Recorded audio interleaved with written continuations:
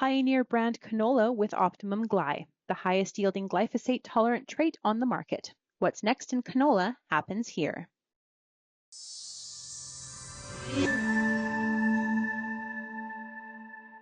Hi, I'm Amber Bell, and this is Real Agriculture. I am here today with Tracy Herbert, and Tracy is an Extension and Communications Director with the Beef Cattle Research Council, or BCRC.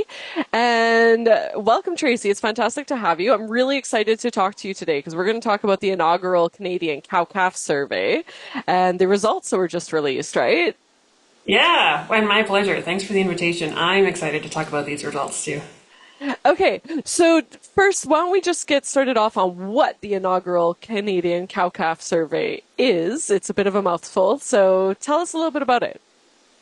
Yeah, well, so it's the tool that we at the BCRC use to gather the information that we need so that we can make informed decisions on where best to spend producers' checkoff dollars on research and development projects, right? Because when we have factual information on the performance of herds in different regions, the practices that are being used, and then producers' reasons behind them, then we can see the greatest opportunities and issues and focus on them to meet the needs of different types of operations across the country. But it's not just us that are able to use those results. There's lots of people working in extension, different industry groups and provincial governments. And so it gives them the opportunity to also identify opportunities and barriers to better profitability for their beef clients. That makes a lot of sense, and it is Canadian. So who exactly are the respondents to this? Who does this typically go out to? Well, we had 600 Canadian farmers and ranchers with cow-calf beef herds complete the survey, and we're very appreciative of them for taking the time to share their information with us anonymously because, of course, surveys are only as good as the honesty and the volume of the answers that we get. But of course, it was promoted nationally, and 9 provinces are represented in the results. And the percentage of respondents and the number of breeding females that they have are really quite similar to the national herd, right? So the numbers that we're seeing in the ag census. So we're happy with the representation. Of course, anytime you're doing surveys, the more responses, the better. But we did get a high percentage of beef producers, a higher percentage than would be expected with national consumer voter polls and that type of thing. So pleased with the representation provided in the data. And, the reason it came to be is because past surveys were done in different regions, right? So there was the Western Canadian cow-calf survey that happened in 2013 and 17.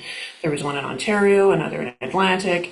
But merging those together and working with the people who had done that gives us the opportunity to ask the same questions in the same way across the country so we can create those benchmarks and then really see those trends over time. That's incredible. And I think one of the things that I really love about the ranching industry in Canada is people are typically pretty open to sharing what they're doing and what their information is. So that's great. Can you talk a little bit about what some of the survey results were? Maybe just give us a really brief overview. Yeah, well, it asked 74 questions about the 2022 breeding season through to the 23 weaned calf crop. And so it took producers about 45 minutes to answer. So we've got lots of information to work with, but, a few that I'll highlight are around the good news stories that there are. So calf death loss numbers are lower than we've seen before. In 2023, calf death loss in the first 24 hours of life averaged just over 2% in calves born from cows and 3.7% in calves born from heifers. Low stress weaning techniques are up, and that's the case in both Eastern and Western Canada.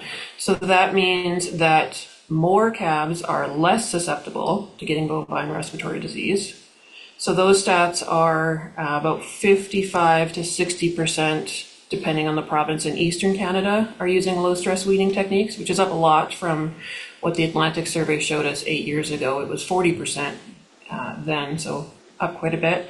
And then Western Canadian provinces range between 44 and 54% using low stress weaning techniques in the last year. And then for those producers who aren't, they indicated it's because of a lack of time labor and facilities, or a lack of economic incentive.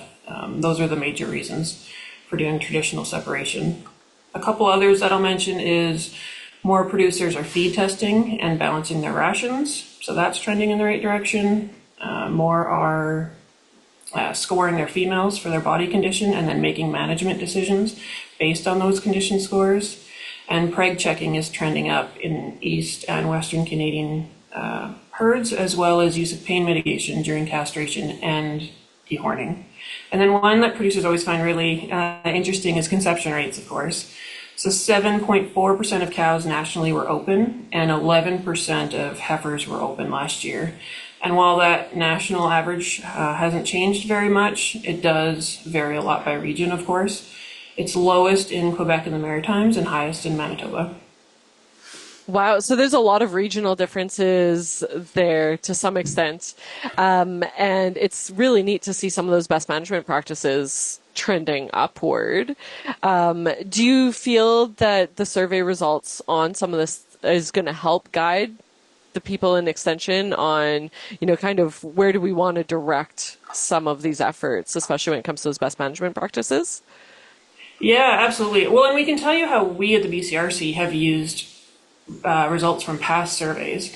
So ones that were done, that Western Canadian Cow-calf survey that I mentioned that was done about 8 years ago was the last one. So it showed us that about 7% of heifers and about 5% of cows in Western Canada were losing their calves before weaning, and half of those deaths were happening in the first 24 hours. And so now that we knew that, we got to work with veterinarians and producers and other extension experts to develop really simple, practical resources to help cow-calf producers increase the odds of those calves surviving. And so all those can be found at beefresearch.ca/calf911.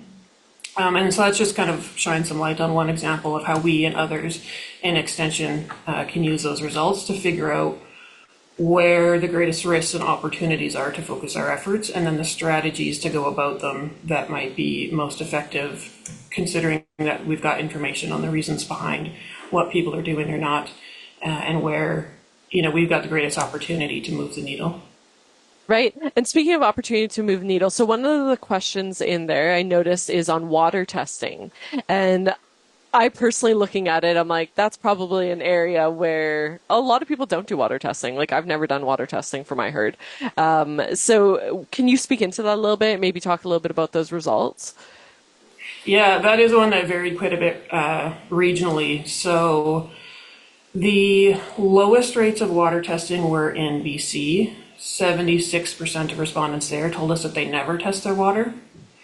And the most amount of water testing is happening in Saskatchewan. So 43% there told us that they never do. 36% said they have done it once in the last 3 years. And about 14% said they test their water every year. And it's important because, calves that drink more water, eat more, grow more, less chance of disease, less chance of issues because of high sulfates, all those types of things. And sometimes those issues are under the radar, and you won't know about them unless you get, the factual information by getting those water test results. I suspect that the testing rates are highest in Saskatchewan because, there's known to be bad water quality. They've been dealing with drought for a number of years, especially in the southern part of Saskatchewan, but they also have more extension capacity there. So producers in Saskatchewan are really fortunate that there are livestock and feed extension specialists employed by the provincial government who, they can drop off their water samples at a regional office and then get those results and then talk to an extension specialist about what to do about those results and how to make decisions based on them. Unfortunately, that support isn't available to producers in other regions. Provincial extension capacity is quite low in most provinces aside from Saskatchewan. And so we at BCRC are working with experts and organizations across the country to collaboratively develop extension resources related to water quality and water testing to make them freely available on beefresearch.ca/water. And I expect that, there's some content there now, and I suspect all these new resources will get added there over the next year. That's incredible. And do you have any words of encouragement for producers as we kind of go into this winter season? I mean, there's more things to do in a day than there are hours, and we recognize people are doing their best. And sometimes you don't know where the greatest opportunities might be on your own operation. And so I will plug one of the tools that we've got on our website. It's the cowcalf production indicators tool. And so that is where you can plug in, about 15 different numbers on your operation, and it will show you how your own herd compares to industry targets and as well as the benchmarks from this last survey results. So you can compare your own herd to whether, the Western Canadian average or the Eastern Canadian average, depending where you are. And then it will highlight green if you're, meeting those targets and doing great, nothing to worry about. Or if, you're lower on some, it'll highlight those and let you know where you've got your own greatest opportunities for improvement. That's amazing. And you guys do have a wonderful website with a lot of great resources. So thank you for that. Well, thank you very much for joining us. And that was Tracy Herbert on Real Agriculture.